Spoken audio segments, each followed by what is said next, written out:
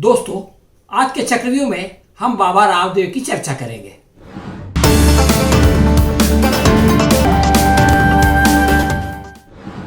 दोस्तों, ये वही बाबा रामदेव है जो कभी शलवार पहनकर और दुपट्टे में मुंह छुपाकर भागा था। अगर आपको यकीन नहीं आता हो तो इस तस्वीर में या इस वीडियो में देखें। From Delhi for 15 days was flown out in a special aircraft, completing the crackdown. सरकार का की पूरी योजना थी कि स्वामी रामदेव को इस दमन चक्र के दौरान या तो पुलिस से कुचलवा करके मरवा दिया जाए,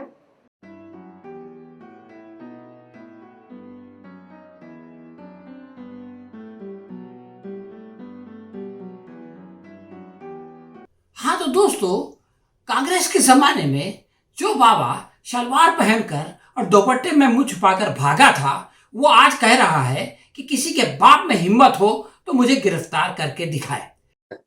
अब उनके खैर अरेस्ट तो किसी वो जो है उनका बाप भी कोई नहीं कर सकता स्वामी रामदेव को। अब हमारे सामने प्रश्न ये है कि आखिर इसके अंदर इतनी हिम्मत कैसे आ गई कि वो सरकार को चैलेंज कर रहा है कि किसी के बाप में इतनी हिम्मत नहीं है कि वो मुझे गिरफ्तार करे। और हम आगे चलकर ये भी जानने की कोशिश करेंगे कि इस तरह के बड़बोले इंसान का अंजाम क्या हो सकता है। दोस्तों, फिलहाल मीडिया में कोरोना से अधिक बाबा रामदेव की चर्चा हो रही है, क्योंकि वो कोरोना की महामारी से ज्यादा खतरनाक रूप धार चुका है।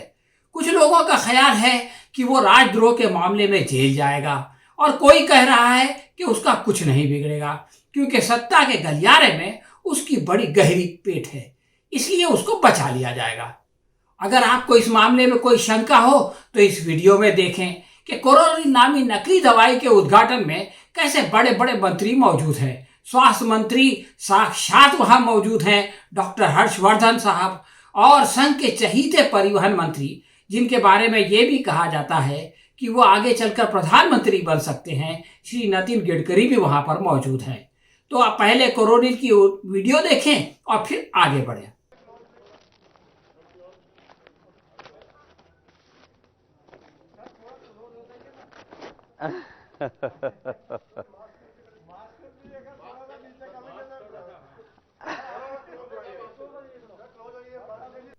अब आप भी सोच रहे होंगे कि ऐसे में तो बाबा रामदेव का कुछ भी नहीं बिगड़ेगा, परंतु प्रश्न ये है कि क्या रामदेव पहले ढोंगी बाबा हैं जिनकी राजनीति में पैठ थी या पैठ है? इस प्रश्न का उत्तर नहीं है। इससे पहले एक आसाराम बापू हुआ करते थे। अटल जी से लेकर मोदी जी तक सभी उनका आशीर्वाद लेते थे। अगर आपको विश्वास नहीं होता हो तो ये वीडियो देखिए। मैं बापूजी का अभिनंदन करने के लिए आया हूं। आप सबकी ओर से और अपनी ओर से भी मैं बापूजी के चरणों में बड़ी विनम्रता के साथ वंदन करना चाहता हूं। वे आसाराम जी बापू जैसे संतों का आशीर्वाद प्राप्त करके ही जो कुछ कर रहे हैं वो कर सकते हैं। आप जैसे महापुरुषों का आगमन और हम सब लोगों का मार्गदर्शन, ये हमारे लिए अत्यंत सौभाग्य की बात है। मेरा सौभाग्य रहा है कि जीवन में जब कोई नहीं जानता था, उस समय से बापू के आशीर्वाद मुझे मिलते रहे हैं। आ जाओ साधु बाबा, मुख्यमंत्री। हाँ तो दोस्तों, आपने देखा कि आसाराम बापू का एक जमाने में क्या दबदबा था, लेकिन अब वो कहाँ है? वो बलात्कार के मामले में जेल की चक्की पीस रहे हैं। बीजेपी ने उन्हें बचाने का प्रयत्न किया, मगर जब मुश्किल लगा तो छोड़ दिया। देश के कानून में बलात्कार से बड़ी सजा देशद्रोह की है। इसलिए अगर ये इल्जाम रामदेव बाबा पर साबित हो जाए तो क्या बीजेपी उसे बचाएगी? प्रश्न ये है कि ये आरोप कैसे सिद्ध होगा। तो IMA के जनरल सेक्रेटरी डॉक्टर जयेश लेले की ये वीडियो देखें, जिससे आपको विश्वास हो जाएगा कि बाबा रामदेव को जेल भेजने की सारी तैयारी इंडियन मेडिकल एसोसिएशन ने कर ली है और ये संभव है कि बाबा रामदेव आज नहीं तो कल आसाराम बापू के साथ चक्की पीसे। ये इनका वीडियो ऐसा है कि पहले 2 थप्पड़ मारने का, फिर कुछ भी इनका दो बयान में देखो कितना फर्क है। आपने खाली एक ही बयान बताया, उसके पहले भी इन्होंने सैटरडे को जब भी नोटिस पहुंचा तभी एक बयान जारी किया था। अरे भाई अभी बात अब की करो ना। अब जो हम जिस काम के लिए बैठे हैं कि हम मिलकर के अच्छा क्या कर सकते हैं, मॉडर्न मेडिकल साइंस में क्या अच्छा है, आयुर्वेद में क्या अच्छा है, इसकी बात तो करो नहीं। कोरोनिल से आपको क्यों आपत्ति है? कोरोनिल से तो करोड़ों लोगों की जान बची है, वो भी तो बताइए आप। दोनों पैराग्राफ शांति से पढ़िए। नंबर 1, जब भी हमारा नोटिस पहुंचा और जगह जगह पे आज उनके ऊपर FIR लॉन्च हो गया है, अभी देखना क्या होता है। और जब भी इन्होंने पहला बयान और दूसरा बयान में फर्क क्यों किया? पहला बयान देखो इनका क्या है, ये हम लोग को क्या शेंडी लगाने के लिए बात कर रहे हैं। और जब भी आप कोरोना का बात कर रहे हैं, कोरोना का बात करिए। ये तो आप जो बाल सुब्रमण्यम है, कल ही आपके डेयरी का प्रोडक्ट का मिस्टर बंसल जो है वो कोरोना से एक्सपायर हो गया। आप चुप बैठिए, don't talk. When I am talking you don't talk, keep quiet. आराम। आप मेरे ऊपर ऑफिसर लगे हैं, आप धमकाने वाले कौन होते हैं मुझे? IMA का कोई अधिकारी होने से आप मेरे ऊपर कोई आप जोर जबरदस्ती नहीं कर सकते। मैं कोई अधिकारी नहीं हूं, लेकिन ये आपका जो बयान है और जिस तरह से आपने एलोपैथी के पर, अरे हमने आपने जो पढ़ा और वीडियो सर्कुलेट किया, हम थोड़े ही आपके पास आए थे। आपको क्यों इतना खुजली हो गया था ये हमारे एलोपैथी के ऊपर तकलीफ करने के लिए? आप चुप बैठना चाहिए थे ना। अच्छा, खुजली की आपके पास कोई दवाई है क्या? और जब भी कोरोना का बात चल रहा है, कोरोना के ऊपर आप जो बात कर रहे हैं, जिस तरीके से बात किया कि बाहर ऑक्सीजन से जितने मरे नहीं उतने आयुर्वेदिक एलोपैथिक दवाई खा के मर गए। अरे व्हाट नॉनसेंस। आपका ये स्टेटमेंट पूरा वर्ल्ड में हंस रहे लोग, पूरे वर्ल्ड से कंप्लेंट आ रही है। क्या बात कर रहे हैं आदमी? आपने एलोपैथिक का क्या पढ़ाई किया है? आप बात मत करना, कीप क्वाइट। एलोपैथी के बारे में आप क्या जानते हैं? आपने एलोपैथी का क्या पढ़ाई किया है?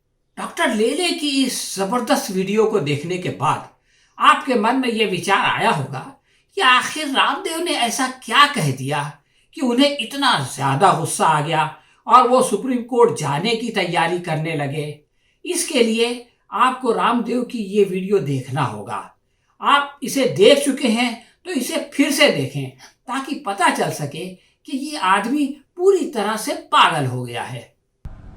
एलोपैथी एक ऐसी स्टूपिड और दिवालिया साइंस है कि पहले क्लोरोक्विन फेल हुई, फिर रेमडेसिविर फेल हो गई, फिर एंटीबायोटिक्स इनके फेल हो गए, फिर स्टेरॉइड इनके फेल हो गए, प्लाज्मा थेरापी के ऊपर भी कल बैन लग गया, और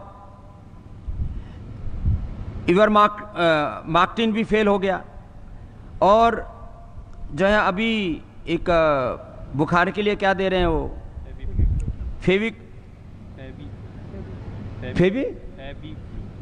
फ्लू, वो भी फेल है।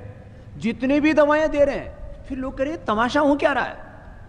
बुखार की दवाई उनकी कोई कोरोना के ऊपर काम नहीं कर रही, क्योंकि आप बॉडी का टेम्परेचर उतार देते हैं। टेम्परेचर जिस कारण से आ रहा है, उस वायरस को, उस इन्फ्लेमेशन को, उस बैक्टीरिया को, उस जो है अलग उस फंगस को, जो भी अलग अलग प्रकार के इन्फेक्शन से जिस कारण से बुखार हो रहा हो, उसका निवारण तुम्हारे पास में है नहीं, तो कैसे ठीक करोगे?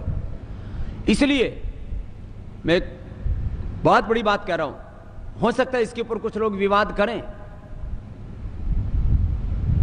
लाखों लोगों की मौत एलोपैथी की दवा खाने से हुई है। जितने लोगों की मौत हॉस्पिटल न जाने के कारण से हुई है, ऑक्सीजन न मिलने के कारण से हुई है, उससे ज्यादा लोगों की मौत ऑक्सीजन के बावजूद हुई है, दवा एलोपैथी की दवा मिलने के बावजूद हुई है। हाँ तो दोस्तों, बीजेपी को फिलहाल सबसे ज्यादा चिंता अपनी बदनामी की है। बीजेपी न केवल देश में बल्कि अंतर्राष्ट्रीय स्तर पर भी बहुत बदनाम हो गई है। बीजेपी की बदनामी यानी प्रधानमंत्री की बदनामी।